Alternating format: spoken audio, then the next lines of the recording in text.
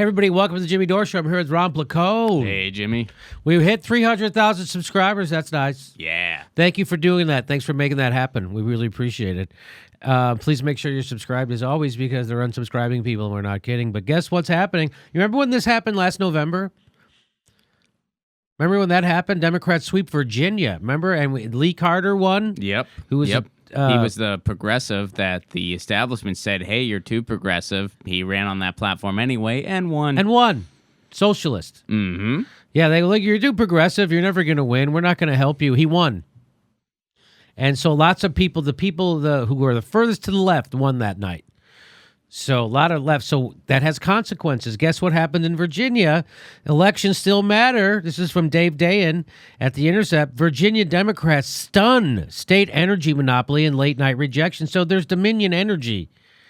They're the monopoly. They're the energy monopoly in Virginia, and they run the state pretty much. So the people who work in government work for them. They give you the semblance of a government that you have elections and things, but they don't actually work for the people. And they are very used to getting their way. Yeah, yes, very much so. And some tides are shifting. Dominion Energy, the utility monopoly, suffered a rare loss on the floor of the State House and delegates late Monday night when their ability to double charge ratepayers for infrastructure improvements stripped out. This is the shit. The fact that it was ever in the bill. Yeah, we could double charge people. Yeah, fuck them. The bill was sailed through the Senate and is expected to pass the House of Delegates on Tuesday, would let Dominion and other utilities in the state use excess profits to pay for the upgrades like modernization of their energy grid or renewable generation. Because Dominion could also use those upgrades as a rationale to increase its power-based rates, critics charge that utilities could get ratepayers to pay twice for the same infrastructure.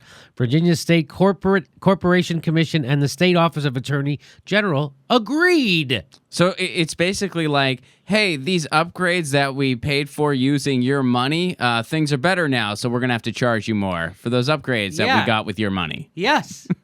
That's how they're double dipping. Yeah. Yeah. Yep. Senate populists tried to put a restriction on the double dipping in their version of the bill, but they lost. But the House of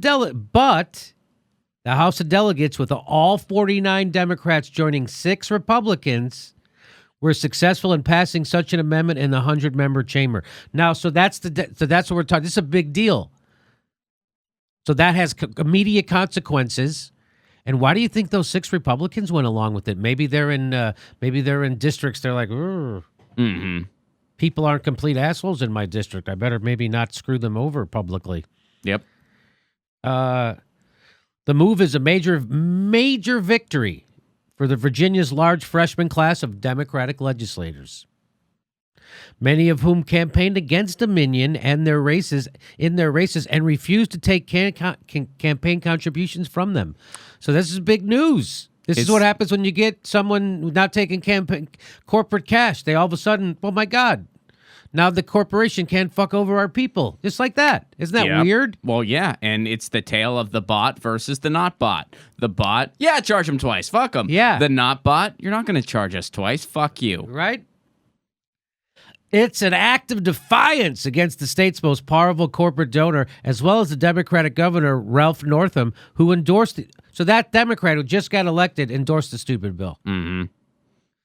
Do you see what the problem is? While the legislation still has problems, Delegate Lee Carter called it a steaming pile of garbage. Dominion losing a vote of any kind in the Virginia legislature, even an amendment vote, is a political earthquake. So that's the guy, right? Lee Carter? Mm-hmm. He's the guy. He knocked off the number 3 Republican in the state. Mm-hmm. The Democrats didn't help him. They said he was too progressive. Yeah. So I mean, the moral of all this is like, there's still a long way to go. Like, we're not out of the woods yet. Oh, right. But this is evidence of a tide shifting. Yeah, look at that. And what could be. They calling it a political earthquake. Mm-hmm. So there you go. That's what can happen. That's what everybody wants to have happen. And then we also need outside organizations pushing everybody to do better. It would be amazing if we could stop the war machine. It's not going to happen. It's going to bankrupt our country, and we're going to fail as an empire. It's just a matter of when right now. That's, yeah. I wish I had a dose of optimism to push back against that, but sadly, I feel like I would just be making a failed prediction. Like no, we're going to stop it. Wait till Thursday. Yeah. So there you go. I like that he called it a steaming pile of garbage, because it is. Wow, look at that. So good things can happen if you don't vote out of fear.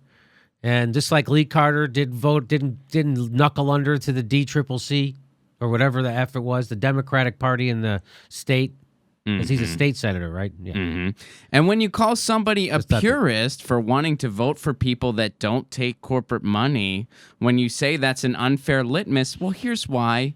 People have that litmus right here. Here's a prime example. Notice how the people that are bought, what they did, and the people that aren't bought, notice what they did. Notice what they did. So we made a good change, and that's things can change. That's good. That's positive. We'll see you February 24th in San Diego, March 25th in Austin, Texas, and March 30th in Burbank. There's a list of the shows right down there. We'll see you then. Thanks for your support. Make sure you're subscribed. Not kidding.